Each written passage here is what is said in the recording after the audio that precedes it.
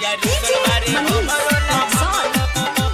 बोला बोला बखोरा पुरवाली मैया की जय। कैसे चुनरी चढ़ाई मैहर मैया रुसल बारे हमरो लभर। मैया रुसल बारे हमरो लभर। कैसे चुनरी चढ़ाई मैहर मैया रुसल बारे हमरो लभर। आई कैसे अकेला हो कैले फोन पर झमेला हो लागे मर जाई खा के जहर मैया रुसल बारे हमरो लभर। लागे मर जाई खा के जहर मैया रुसल बारे हमरो लभर। मैया सुनीली न बिनती हमार तुमसे हाथ जोड़ी करिले गुहार। बोला बोला बखोरा पुरवाली मैया की जय।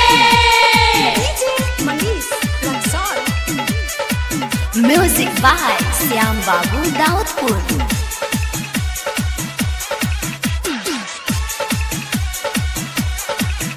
आई बचपन के प्यार करी रहू रे विचार गईले हमरा से काहे खिसियाई। आई रहू रे दुआरी बुक के हम गारी माई दिल भर के जी मनाई।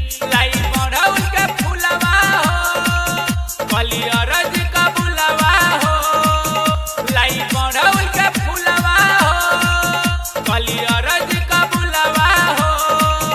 आके संग ही चढ़ाई लाल चुनर मैया रुसल बारे हमरो लभर। आके संग ही चढ़ाई लाल चुनर मैया रुसल बारे हमरो लभर। कैसे पूजा करे आई मैहर मैया रुसल बारे हमरो लभर। मैया सुनीली न बिनती हमार तुमसे हाथ जोड़ी करिले गुहार। बोला बोला पटन देवी मैया की जय।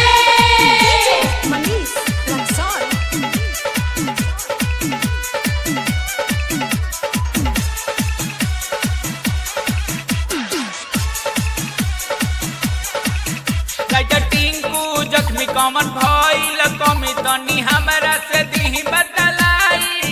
कहे विजय दीवाना धर्मेंद्र के हगाना प्रियांशु के तनी समझाई।